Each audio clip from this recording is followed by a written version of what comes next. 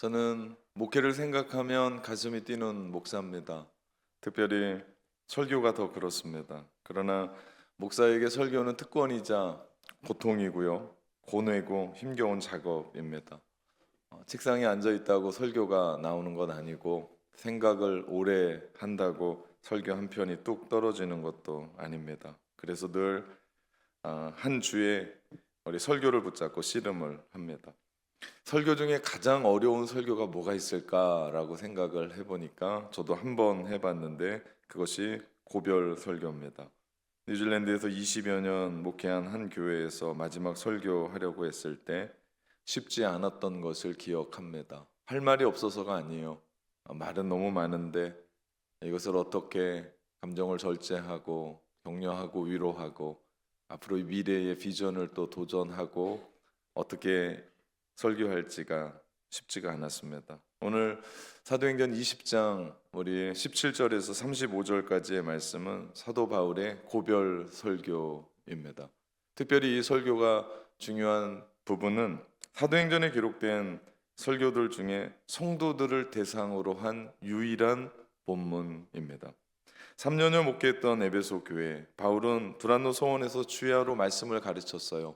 그리고 성도들과 얼마나 행복하게 목회했는지 모릅니다. 그래서 시간 가는 줄을 몰랐어요. 그리고 사도 바울이 한 곳에 그렇게 오랫동안 머물면서 복음을 전하고 하나님의 나라를 강론했던 것도 드뭅니다.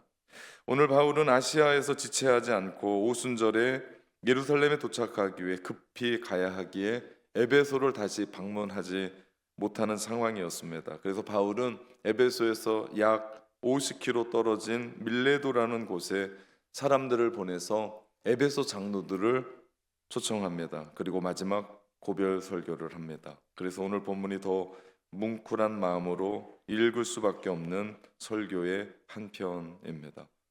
바울이 지금 예루살렘으로 올라가려고 하는 이유는 예루살렘의 극심한 기근으로 말미암아 고통받는 성도들을 위해서 바울이 개척했었던 교회들에게 구제 헌금을 받아서 예루살렘 교회에게 전달하고자 함이었습니다. 근데 문제는 예루살렘으로 가서 어떤 일을 당할지 모른다는 데 문제가 있었습니다. 오늘 본문 22절 말씀에 보니까 보라, 이제 나는 성령에 매여 예루살렘으로 가는데 거기서 무슨 일을 당할지 알지 못하노라 고백합니다. 바울이 무슨 일을 당할지 모르는데 험한 일이 있을 거고 어려운 일이 있을 거고 고난이 있다라는 것을 깨닫는데도 예루살렘에 가는 이유에 대해서 이야기합니다. 그것은 성령의 매여라고 얘기합니다.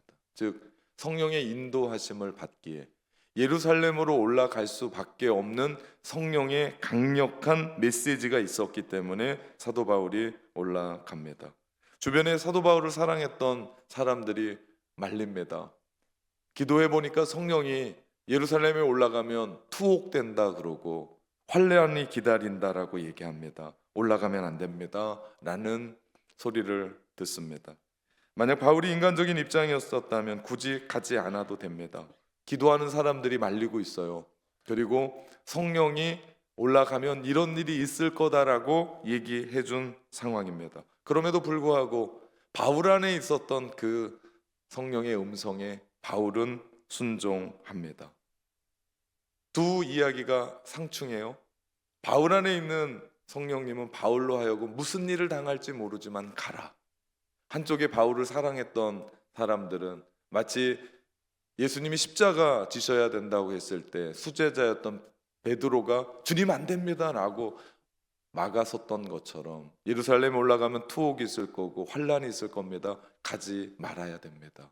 그때 사도 바울은 성령의 음성을 따라 성령에 매여 오직 주의 사랑에 매여 그 예루살렘으로 올라갑니다. 우리 찬양을 같이 해봅시다. 오직 주의 사랑에 매여 내 영 기뻐 노래합니다. 이 소망의 언덕 기쁨의 땅에서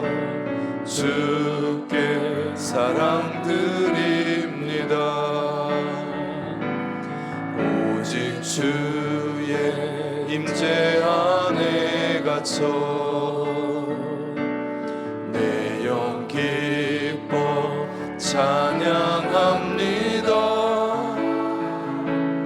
이 소명의 언덕 거룩한 땅에서 주께 경배드립니다.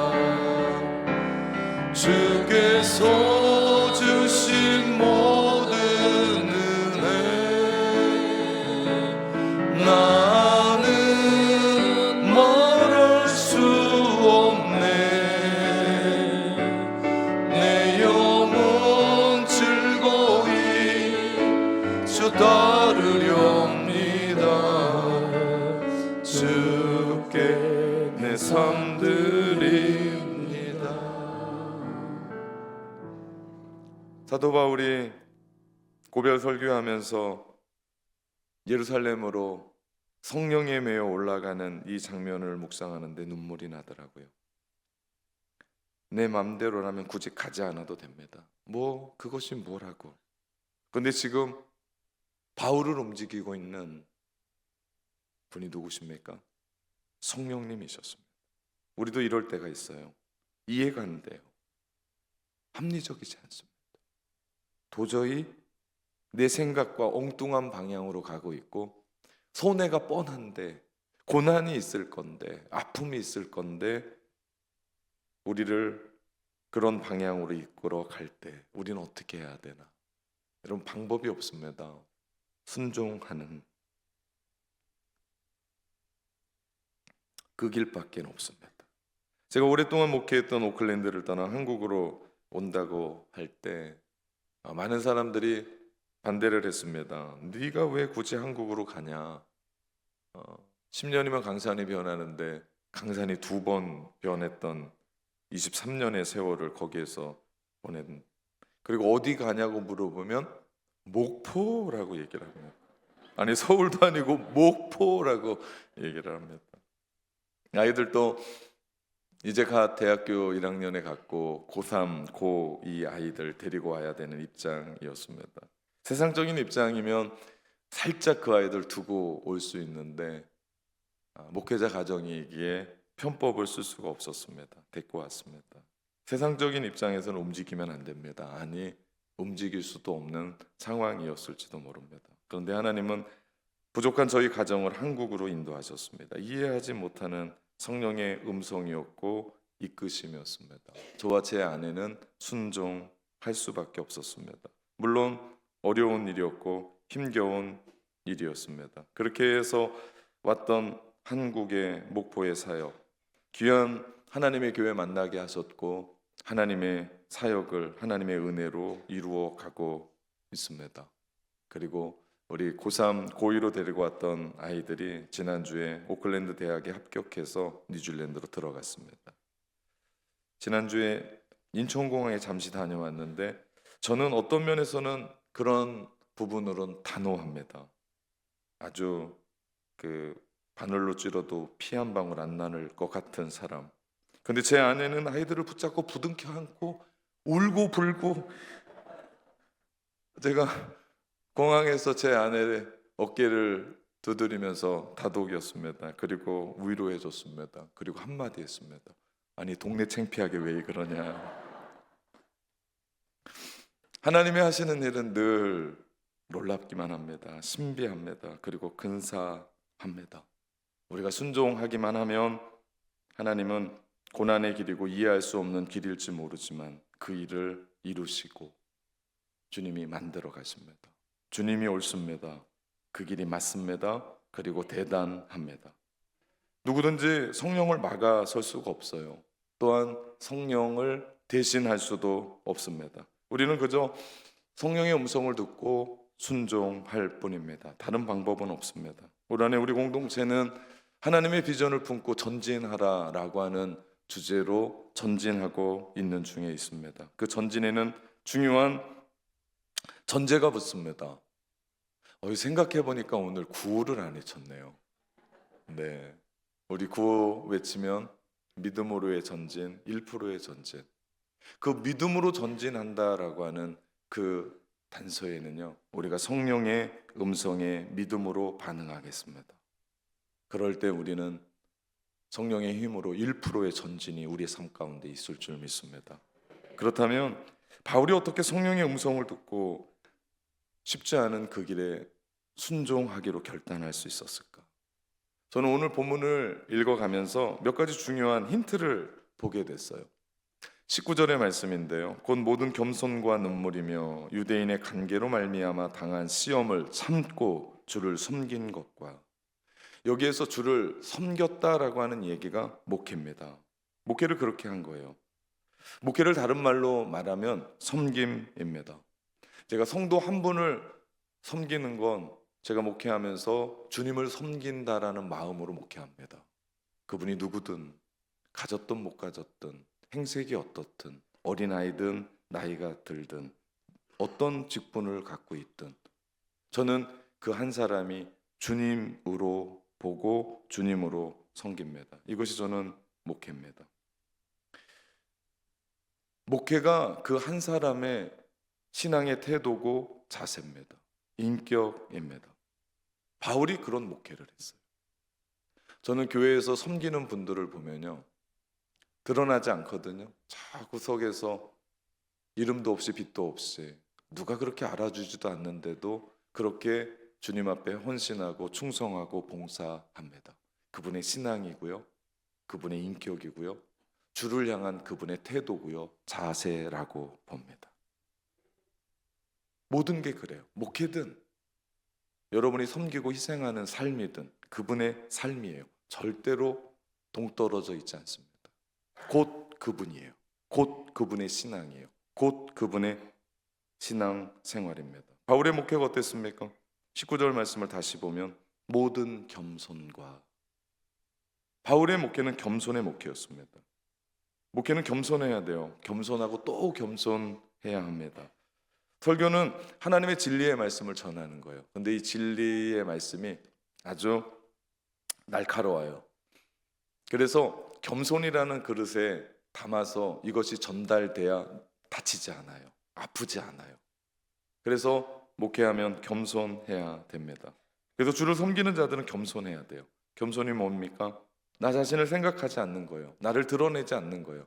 내가 뭔가 좀 했다고 납니다라고 얘기하지 않는 거예요. 예수님이 그런 말씀하셨어요. 아무든지 나를 따라오고자 하는 자는 자기를 부인하고 자기 십자가 지고 나를 따르라. 거기엔 내 생각, 내 주장, 내 방법은 없어요. 내 주장, 내 생각, 내 방법을 내세우는 것, 겸손한 것 아닙니다. 왜 주의 일을 하면서 갈등이 생길까요? 내가 주님을 사랑하지 않는 것도 아니고, 내가 주님을 위해서 일하지 않는 것도 아닌데 왜 갈등이 생길까요? 이유는 한 가지입니다. 겸손하지 않아서 그래요. 자꾸 내 주장하는 거예요. 자꾸 내 방법으로 설득하려고 하니까 서로가 불편한 거예요. 그리고 갈라지는 거예요. 그리고 문제가 생기는 거예요. 겸손은 주님 생각하는 겁니다. 주님이라면 어떻게 했을까? 주님이라면 이때 어떤 방법을 사용하셨을까? 겸손할 때 주의 음성을 듣게 돼요. 그리고요, 겸손할 때 우리는 또 주님께 들었던 음성대로 순종하게 됩니다. 바울의 삶의 태도가 그랬어요. 목회의 태도, 목회의 자세, 그는 그렇게 목회한 것쯤이 아니에요. 그의 삶이었어요. 그러다 보니까 기도하면서 주의 일을 하면서 성령의 음성을 들었고, 그는 그 성령의 음성을 들은 대로 순종합니다. 19절 다시 보면요, 두 번째, 바울의 목회는 눈물의 목회였습니다. 눈물은 그냥 나오지 않아요. 머리로는 절대 나오지 않습니다. 이 가슴이죠. 여기에서 눈물이 나요. 예수님의 마음이기 때문에. 여러분 그거 아십니까? 눈물이 있는 곳이 하나님의 사명의 자리예요. 아무나 눈물이 흘리지 않아요. 내가 어떤 사건, 어떤 사람, 어떤 부분들을 보며 눈물이 난다? 하나님의 사명이죠. 하나님의 눈물입니다. 이것이 하나님의 음성을 듣고 하나님의 음성을 듣는 자는 그 음성에 순종할 수 있죠. 아무나 하나님의 음성이 들리지 않아요. 하나님의 음성을 듣는 사람, 눈물이 있는 사람입니다. 그리고 그 눈물이 사명인 줄 알고 내가 그 사명자의 삶을 살아가죠. 하나님을 향한 그 마음이 있을 때 우린 그런 삶을 살아냅니다. 19절 다시 한번 보면요, 세 번째 바울의 목회는 인내였습니다. 예, 시험을 참고라고 얘기해요. 그는 유대인들로 말미암아 핍박과 고통을 받았어요. 그럼에도 불구하고 바울은 인내합니다. 내가 굳이 니네가 그렇게 나를 반대하고 복음을 받아들이지 않는데 뭐 굳이. 근데 사도 바울은 유대인이 돌아올 것을 기도했고 이방인의 선교를 향해서 그는 나아갑니다. 우리가 주님의 음성을 듣는 것도 다르지 않아요. 인내해야 됩니다. 기다릴 때 주님의 음성이 들려요. 그리고 그렇게 기다렸던 주님의 음성인데 그가 순종하지 않지 않겠습니까? 반드시 순종하죠. 하나님의 음성을 들었던 사도 바울이 결단합니다. 오늘 본문 24절의 말씀인데요, 나의 달려갈 길과 주 예수께 받은 사명, 꼭 하나님의 은혜의 복음을 증언하는 일을 마치려 하면은 나의 생명조차 조금도 귀한 것으로 여기지 아니하노라. 정말 위대한 고백이 아닐 수 없습니다. 귀한 고백이에요. 이것이 사도 바울의 눈물의 고백입니다. 성령의 음성을 듣고 죽으면 죽으리라 사생 결단하면서 하나님 앞에 나아가고 있는 심정으로 전진합니다. 지금 바울은 이것이 마지막이라고 생각하고 있는 것 같아요. 아시아를 떠나서 예루살렘으로 들어가면 이제 다시는 이곳으로 돌아올 수 없다라고 하는 마지막 시간에 사도 바울은 그의 고백을 합니다. 이 설교를 마치고 바울은 장로들과 함께 해변의 배 앞에서 서로 얼싸안고 껴안고 입을 맞추며 웁니다. 그리고 헤어집니다. 이것이 바울의 고별 설교입니다. 이것이 복음입니다. 이것이 목회고 저도 이런 목회하고 싶습니다. 사실 우리는 지금 이 장면을 바울의 비장함 혹은 개인적인 결단, 그래서 우리 20장 24절의 말씀을 붙잡고 저도 전에 수없이 설교를 했고 함께 해왔고 한 사람의 결단으로 보았습니다. 그런데 오늘 저는 이 본문의 말씀을 우리가 주일마다 보고 있는 사도행전 전체의 맥락에서 한 그림으로 보고 싶습니다. 빌립보 교회는 아직 어립니다. 연약하고 앞으로 어떻게 될지도 모릅니다. 바울이 그대로 그 교회를 놓고 가면 이 교회가 흔들릴 것을 바울은 알았습니다. 다음 주에 나눌 말씀인데 29절 말씀해 보니까 내가 떠난 후에 사나운 이리가 여러분에게 들어와서 그 양떼를 아끼지 아니하며, 사나운 이리가 들어와서 다른 복음을 가진, 다른 사상을 가진 이단들이 들어와서 그들을 삼킬 겁니다. 알았습니다. 또한 바울도 지금 그곳을 떠나서 예루살렘으로 올라가는 그 자신이 어떻게 될지 모르는 상황이었습니다. 힘든 일이에요. 그래서 바울은 성령에 매여 간다라고 얘기합니다. 굳이 바울 하나 그 자리에 있으면 문제될 게 없어요. 교회도 안정적입니다. 헐 필요가 없어요. 또한 바울 역시도 예루살렘에 올라가서 무슨 일을 당할지 모르는데 굳이 갈 필요가 있을까? 바울을 사랑하는 주변 사람들이 다 걱정합니다. 가면 안 된다라고 얘기할 정도로 모든 부분으로 힘듦에도 불구하고 성령은 바울로 말미암아 너 예루살렘으로 올라갈 것을 강권적으로 이끌어 갑니다. 여러분 이거 아십니까? 이것이 신앙 생활입니다. 우리는 주님의 부름을 받고 우리는 예전과는 구별된 존재로 하나님의 자녀가 되었어요. 예전엔 마귀의 자녀였습니다. 예전에는 세상의 존재였어요. 이제는 하나님 나라의 존재입니다. 예전엔 지옥 가던 사람이었어요. 그런데 이제는 천국 백성으로 우리가 구별된 존재로 살아갑니다. 그런데 놀라운 건요, 우리 속은 그렇게 바뀌었을지 모르지만 우리의 현실은 그대로입니다. 우리의 가정은 그대로입니다. 우리의 직장은 그대로예요. 특별하지 않으면 아픈 몸도 그대로예요. 우리의 고난의 현실은 그대로예요. 경제적으로 쪼들리는 우리의 마음은 그대로예요. 번민이 있고 아픔이 있고 눈물이 있는 그 현실은 그대로입니다. 여러분, 이것이 오늘을 살아가는 우리네의 현실입니다. 오래전에 예수님은 우리에게 이런 말씀하셨어요. 마태복음 6장 33절 34절. 그런즉 너희는 먼저 그의 나라와 의를 구하라. 그리하면 이 모든 것을 너희에게 더하시리라. 그러므로 내일 일을 위하여 염려하지 말라. 내일 일은 내일 염려할 것이요 한날의 괴로움은 그날로 족하니라. 아멘 말씀하셨습니다. 이게 무슨 말씀입니까? 우리에게 선택하라는 거예요. 너 어떻게 살래? 너 어떻게 살래? 우리에게 질문하는 겁니다. 이 말씀은 오늘 직면한 현실의 문제를 바로 해결하고 답을 내라는 얘기가 아니에요. 오늘 우리에게 주어진 도전 앞에서 하나님의 말씀대로 내 상황을 끌어안고 살아갈 거냐, 아니면 지금까지 살아온 대로 세상과 타협하고 어깨동무하고 내 욕심과 욕망대로 살아갈 거냐, 선택하라는 얘기예요. 우리의 삶은요 늘 이 두 가지의 갈림길에 서 있습니다. 하나님의 말씀대로 살 건지, 아니면 세상과 타협하며 지금까지 살아왔던 대로 내 욕망과 욕심대로 살 건지, 우리는 늘 이 두 갈래길에서 선택을 요구받습니다. 지금까지 여러분은 어떤 삶을 살아왔습니까? 그런데 오늘 주님의 말씀은 단호합니다. 내일 일은 내일 걱정해라. 무슨 얘기입니까? 어려운 문제 내일로 미루라는 얘기가 아니에요. 믿음으로 전지전능하신 하나님께 내일 일은 맡기고 너희는 오늘을 살아라. 주님 의지하고 오늘을 살아라. 주님 바라보며 오늘을 살아라. 오늘이라는 시간 참 많은 일들이 일어납니다. 지난주에 목포에 눈이 얼마나 내렸는지 몰라요. 하루 이틀도 아니고 일주일 내내 눈보라가 휘몰아치고 이렇게 올 줄은 꿈에도 생각을 못했습니다. 누가 알았겠습니까? 이런 눈보라가 휘몰아칠지. 어디 그것뿐입니까? 오늘이라는 우리의 삶 속에는요 뜻하지 않은 일들이 일어나요.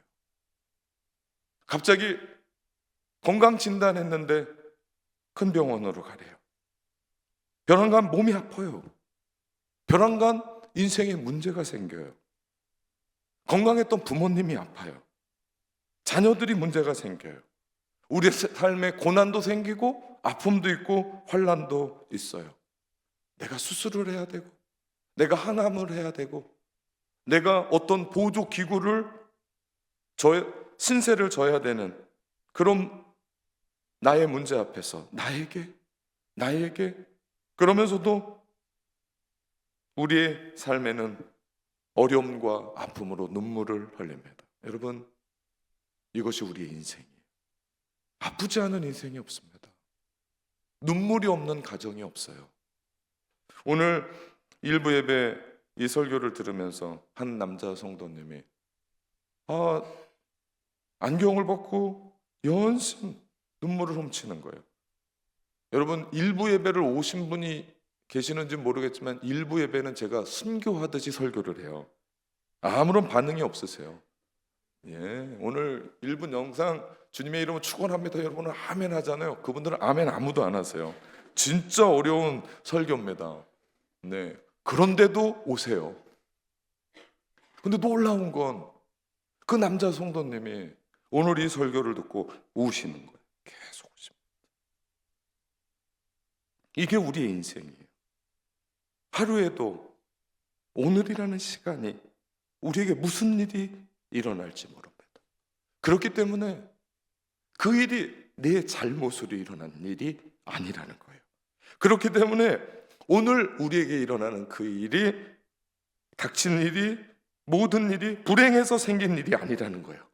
그리고 우연히 그냥 생긴 일도 아니라는 거예요.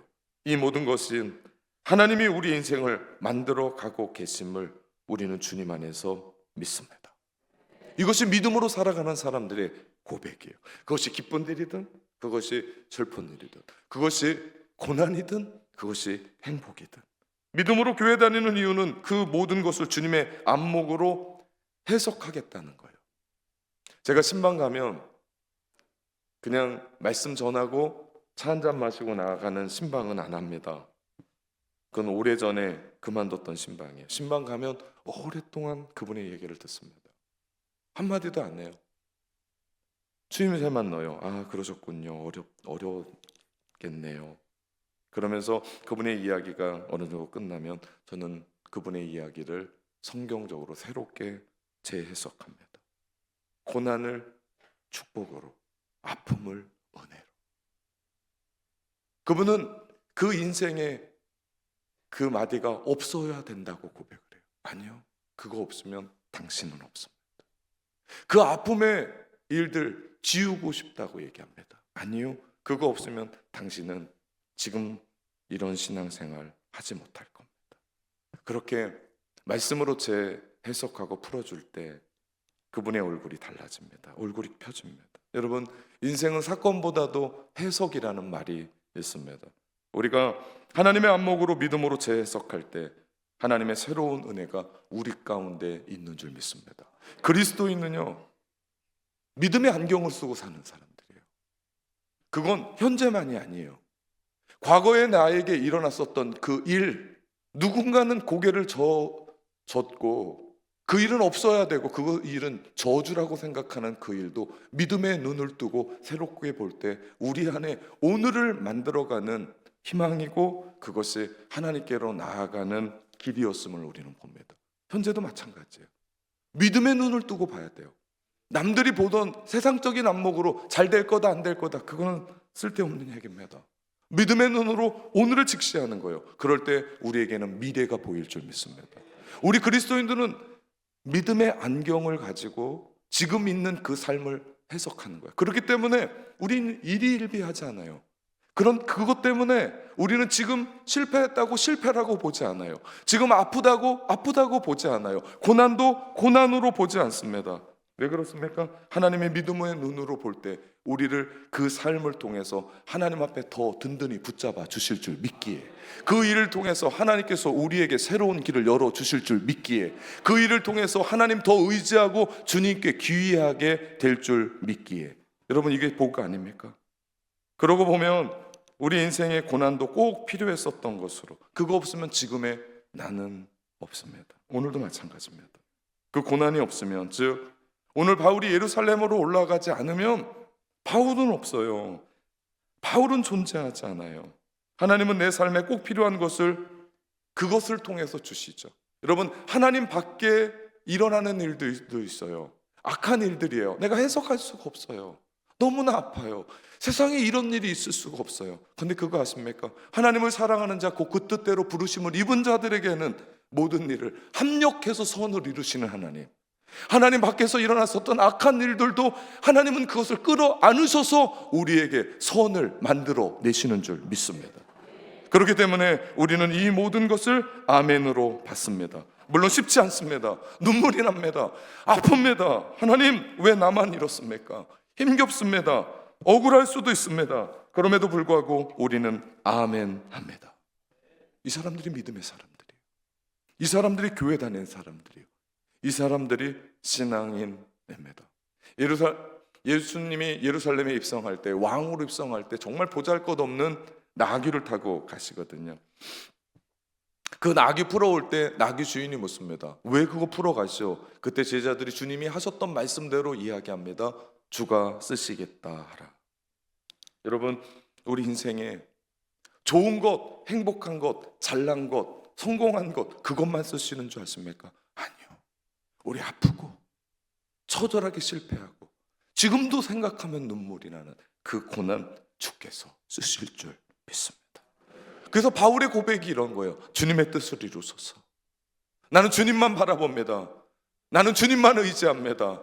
아무것도 모르고 예루살렘에 올라가면 어떤 큰일이 일어나는 줄 알면서도 나는 주님의 음성에 순종하며 고난의 길을 걷습니다. 눈물이 앞을 가리지만 주님이 행하실 줄 믿고 헤쳐가실 줄 믿고 나는 주님의 영광을 위하여 믿고 나아갑니다. 두 손을 두고 주님을 찬양합니다.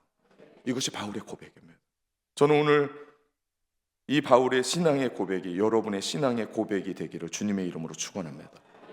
오늘도 우리에게는 모두에게 24시간이 주어졌어요. 누구는 잘나서 28시간 갖는 사람 없고, 누구는 못나서 20시간밖에 갖는 사람 없습니다. 동일해요. 중요한 건 어떻게 살 것인가.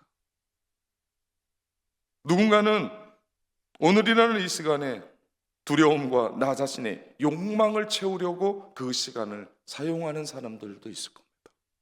또 누군가는 그 시간을 구체적으로 밀도 있게 구체적으로 주님을 위하여 쓰는 사람도 있을 겁니다.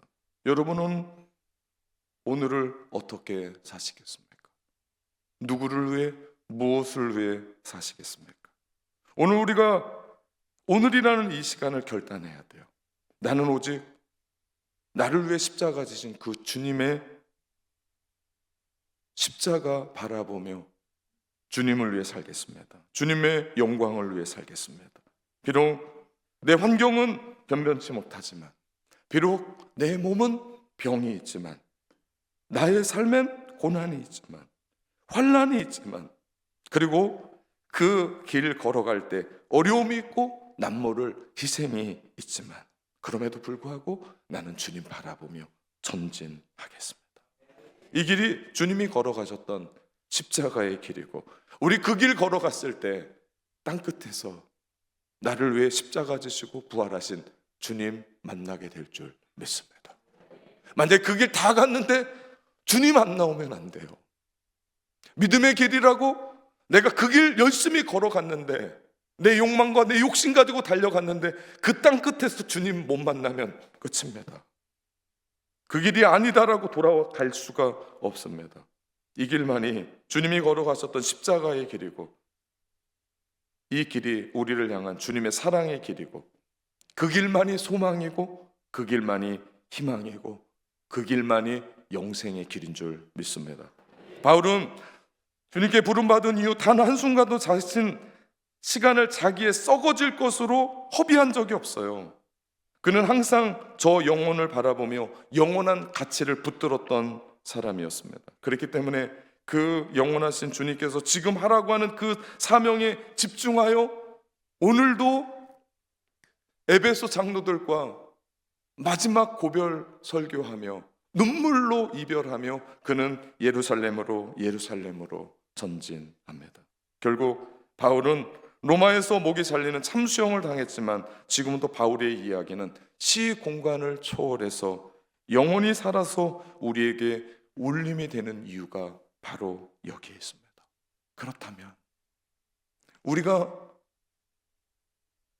이 말씀의 은혜를 받고 이 말씀을 믿는다면, 우리도 주님을 믿고 의지하며 성령에 매여 성령의 음성에 순종하며 살아가야 되는 것이 맞습니다. 우리 삶에 고난이 있고 아픔이 있고 눈물이 나고 절망이 있더라도 우리도 당당하게 주님 안에서 주님의 뜻을 이루소서, 주님 말씀 붙잡고 성령의 의지에서 그 고난의 길 당당하게 걸어 나가시는 여러분 되시기를 주님의 이름으로 축원합니다. 사는 성도 여러분, 담대하게